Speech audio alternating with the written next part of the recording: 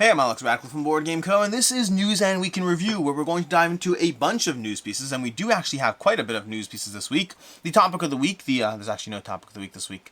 Lots of news pieces, no topic of the week. But all the various videos of the week, the games I played, all the usual things that go into the News and Week in Review, as well as, of course, timestamps and links to everything down below. Before we dive into the video, though, this week we do have a sponsor of the week, which is Aberration. Aberration from Ghostfire Gaming is currently over on GameFound, and it's a cooperative tower defense bag building experience in which players are trying to accomplish their goals before fear escalates too far out of control and you all, well, unfortunately lose.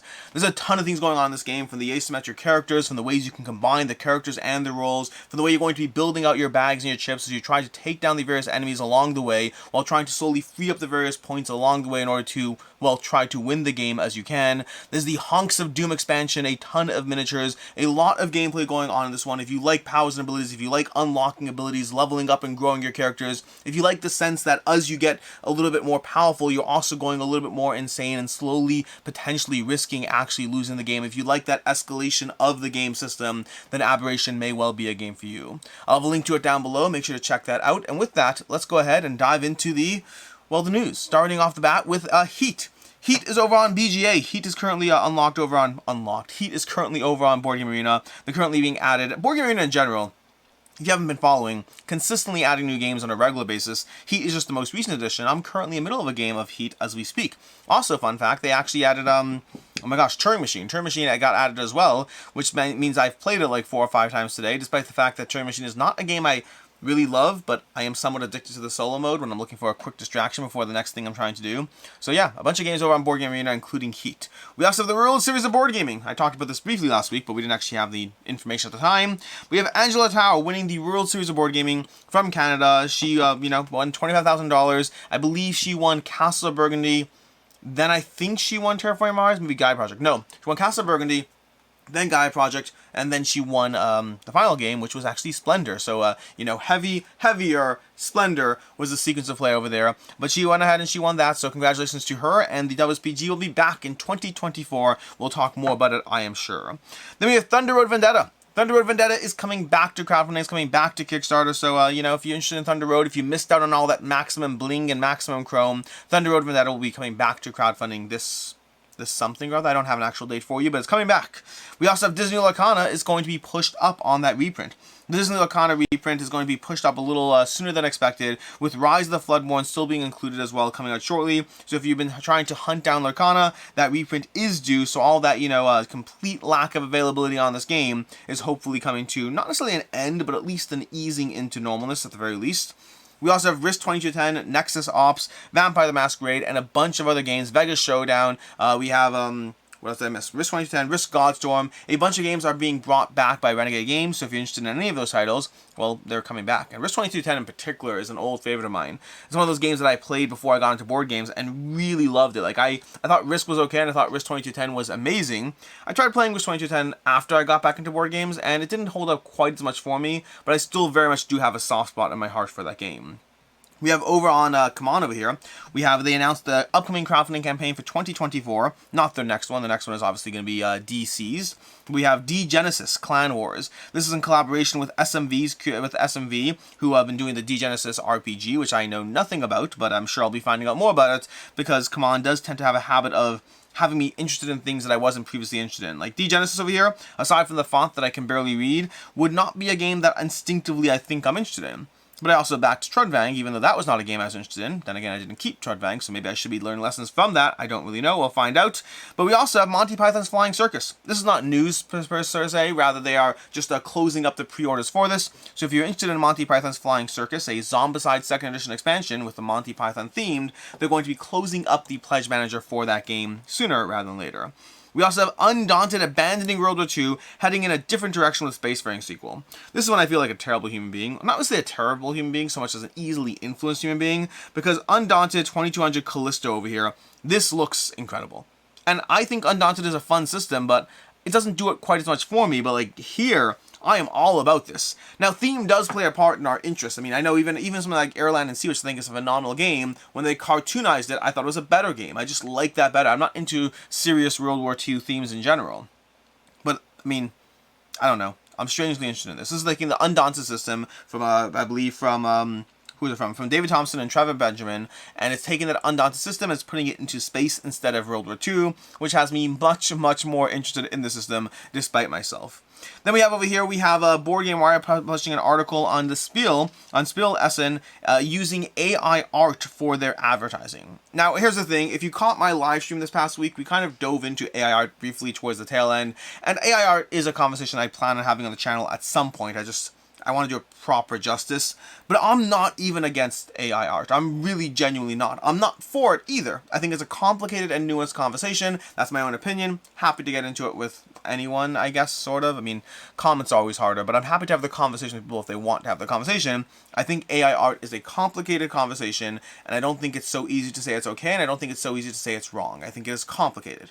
But here's what I do think, just as a matter of personal opinion. Do not take this as anything other than my own personal opinion, which I guess most things on the channel you should only really take as my own personal opinion. But I think there's a difference between saying this is a complicated conversation about the general ecosystem versus being like Spiel Essen and like leading the charge on it. I think there's I don't know. I guess the way I'd put it is when you have a moral dilemma, the people at the top of the chain shouldn't be leading that moral dilemma, I guess, if that makes sense. So I feel that even though I am not strictly against AI art, I feel this was a poor choice on Spiel's part to incorporate AI art, including six-fingered people. Like, they couldn't even clean that up. They included six-fingered people in their AI and their Essen advertisements. So I don't know, feels like a poor choice. That's what I guess I am on this one. Then we have Cyberion. Cyberion is the next game in the Oniverse series, which I just found out existed today, and so I'm definitely including it here. Do I know much about it? Not really, but do I know that I generally like most games in the Oniverse series? I do generally like most games in the Oniverse series.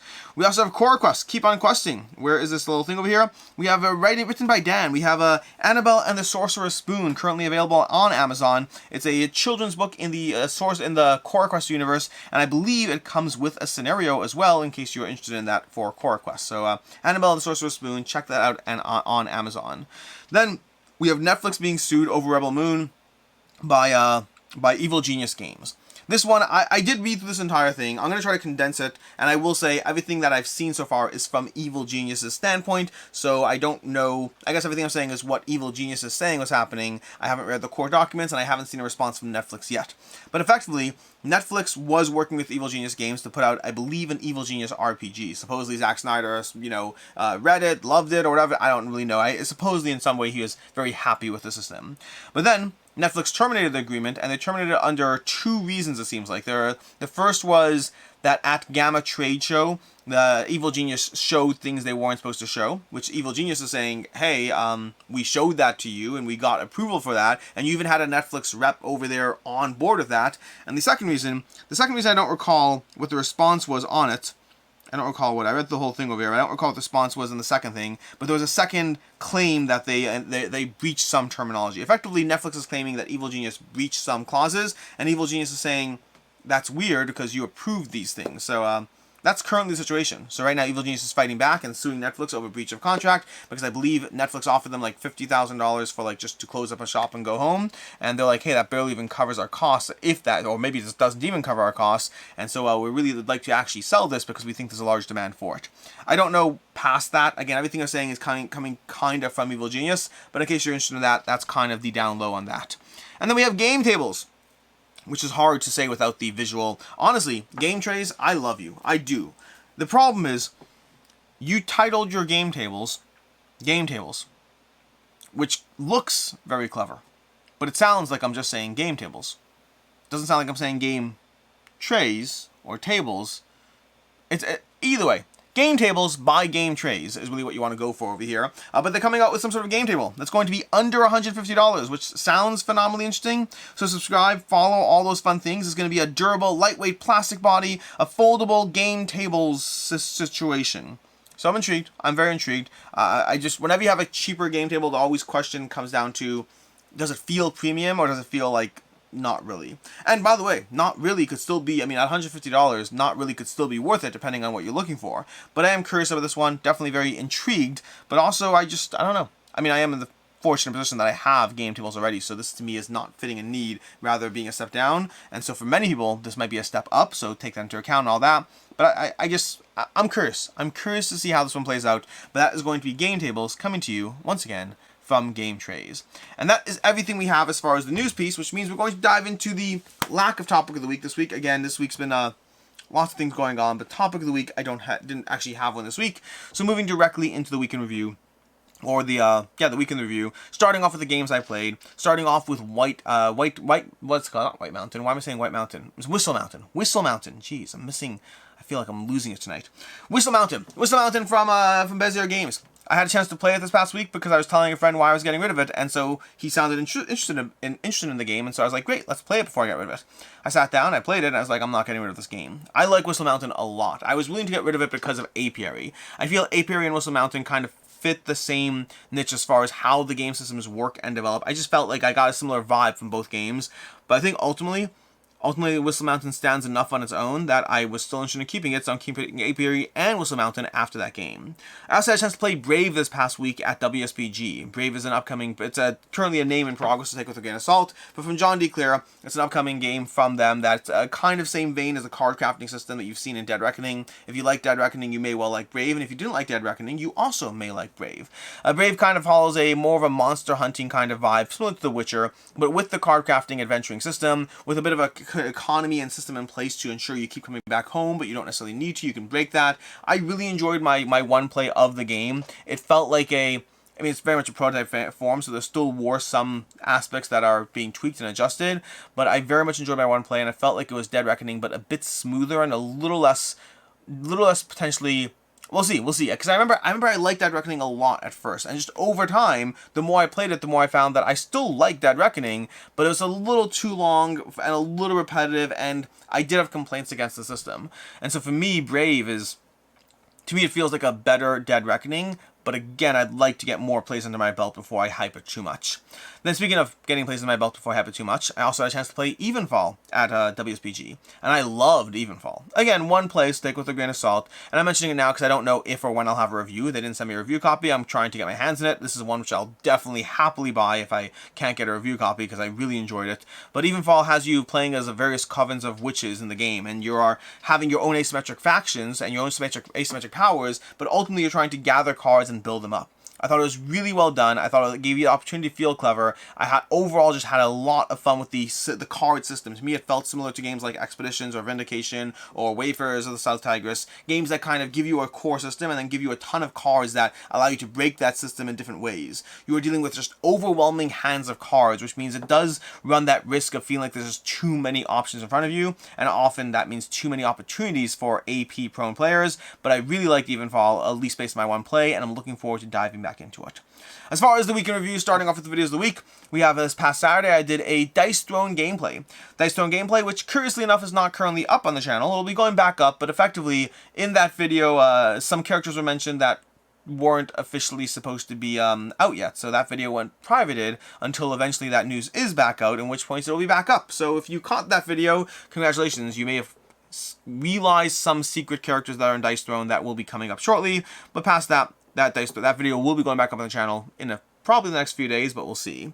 Then later on Saturday, we also had a review for Revive. Speaking of Euro games that are really doing it for me recently, Revive is really doing it for me. I love Revive, thought it was an excellent game, really enjoying it, and I'm very excited to dive into the expansion. I just finished reading the rules for the expansion, and I'm hoping to play that one, well, sooner rather than later would be ideal. Then on Then we have Sunday. Sunday we had games leaving the collection for the month of October. A bunch of games leaving the collection as usual. A lot of games were leaving. I've been getting rid of a lot of games from my overall collection the past month or two. In fact, this next month as well, there's gonna be a bunch more of games that I'm trying to go through my shelves as much as possible and trying to really cull. I do this all the time, but like it's always a challenge. And every few months, like I kind of get a bit annoyed with the games that I'm not playing but want to keep and hold on to, and then I go ahead and do a bit of a purge, and I like a lot of games, but they are leaving. And so this past month had a bunch of great games leaving, and this next month we'll have a bunch of other great games leaving that just unfortunately are not hitting the table, are not getting played. I mean, the great games just have limited time. There's only so much I can do. It is what it is. Then on Monday we had the upcoming campaigns for October. Just going over all the upcoming crowdfunding campaigns for the month of October to keep you in the loop as far as the things that are coming out and the things that should be on your radar. A bunch of campaigns are coming for October. Some that I missed. In fact, I missed I missed Wasabi. Speaking of which, I missed Wasabi, which is coming October 24th. This one I didn't have pinned down as an October date. I thought it was going to be in November, but it is coming October 24th, so you can keep your eyes peeled for that from KTBG. I believe Witcher Path of Destiny might be coming in October. I'm not entirely sure of the exact date on that one, but that might be an October date, so we'll see. If it is an October date, then I may have missed it in my my upcoming crowdfunding campaigns for October, so I guess time will tell on that one. But that's basically what we have for Monday.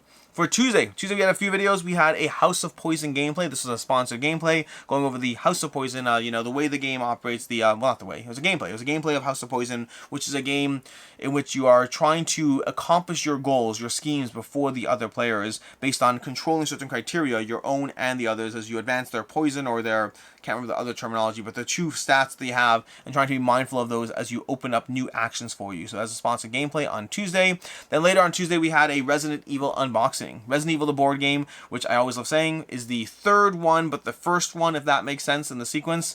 But Resident Evil, we did an unboxing for that for Steamforged Games. And then lastly on Tuesday, we had a Gnomes and Wizards preview. Again, this is a sponsored preview going over Gnomes and Wizards, which is a game where you're going to be facing off with a bunch of factions of gnomes, of wizards, of going head-to-head in a battle royale experience as you unlock various clan abilities and various additional characters or units that you can utilize to accomplish your goals.